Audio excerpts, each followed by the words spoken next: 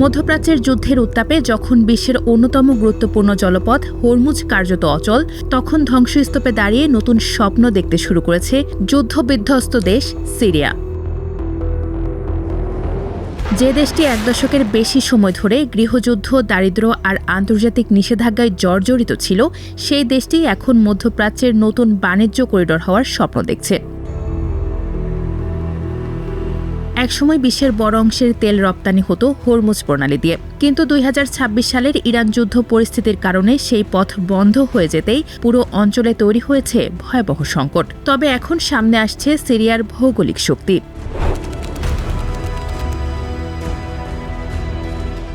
ভূমধ্যসাগরের তীরে থাকা দেশটি রয়েছে গুরুত্বপূর্ণ সমুদ্র বন্দর, আবার স্থলপথে তুরস্ক, ইরাক, জর্ডান ও লেবাননের সঙ্গে সরাসরি সংযোগও আছে। ফলে উপসাগরীয় দেশগুলোর কাছে সিরিয়া এখন হয়ে উঠছে বিকল্প লাইফলাইন। ইতোমধ্যে ইরাক ও সংযুক্ত আরব আমিরাত সহ কয়েকটি দেশ স্থলপথে তেল ও পণ্য সিরিয়ায় এনে সেখানকার বন্দর ব্যবহার করে বিশ্ববাজারে পাঠানো শুরু করেছে। এক্ষেত্রে উপসাগরীয় দেশগুলো প্রথমে সড়ক পথে পণ্য নিয়ে সিরিয়ায় প্রবেশ করছে। এরপর সেখানকার বন্দর, বিশেষ করে গুরুত্বপূর্ণ দুই বন্দর লাতাকিয়া ও তারতুজ দিয়ে ইউরোপ বা অন্য বাজারে যাচ্ছে রপ্তানির উদ্দেশ্যে।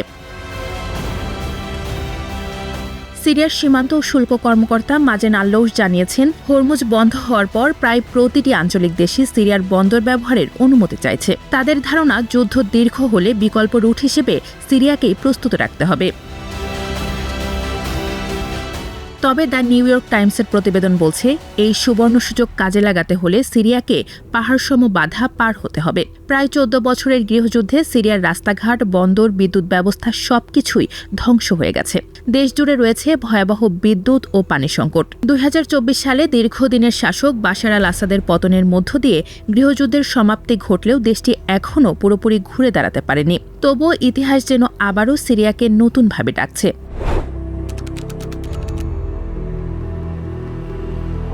আন্তর্জাতিক বাণিজ্যের করিডর হিসেবে সিরিয়ার ইতিহাস বেশ পুরনো। প্রাচীন সিল্ক রোডের একটি বড় অংশ একসময় এই সিরিয়ার ওপর দিয়ে গিয়েছিল, অর্থাৎ শত শত বছর ধরেই দেশটি ছিল আন্তর্জাতিক বাণিজ্যের গুরুত্বপূর্ণ সেতু। এমনকি সোভিয়েত ইউনিয়নও একসময় ভূমধ্যসাগরীয় এই বন্দরগুলোর গুরুত্বের কারণেই সিরিয়ার সঙ্গে ঘনিষ্ঠ সম্পর্ক গড়ে তুলেছিল।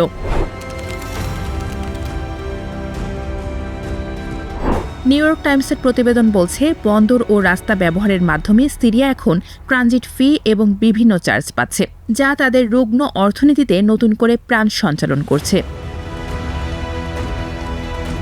তবে সিরিয়ার নতুন নেতারা শুধু এই সাময়িক লাভের দিকেই তাকিয়ে নেই।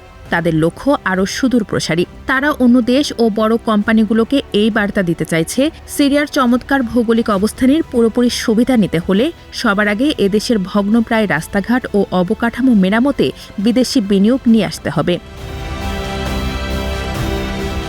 শুধু তেল নয়, সিরিয়ার স্থলভাগও এখন বিশাল বাণিজ্যের কাজে লাগছে। গত মাসে সংযুক্ত আরব আমিরাত থেকে ২০০টি গাড়ির একটি বড় চালান জর্ডান হয়ে সড়কপথে প্রথমবারের মতো সিরিয়ায় ঢোকে। পরে সিরিয়ার লাতাকিয়া বন্দর থেকে সেসব গাড়ি জাহাজে করে ইউরোপে পাঠানো হয়।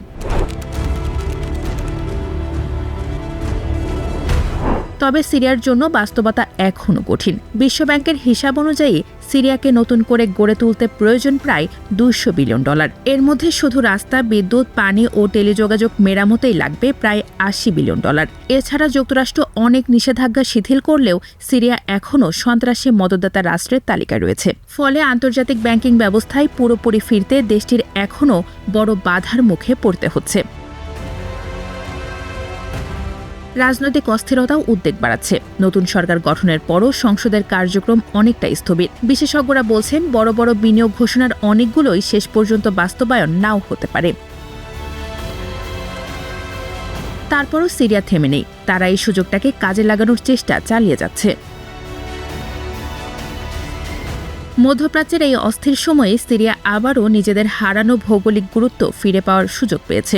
আর হরমুজ সংকট যদি দীর্ঘ হয়, তাহলে ভবিষ্যতের বৈশ্বিক বাণিজ্যের নতুন মানচিত্রে সিরিয়ার নাম আরও বড় করে লেখা হতে পারে।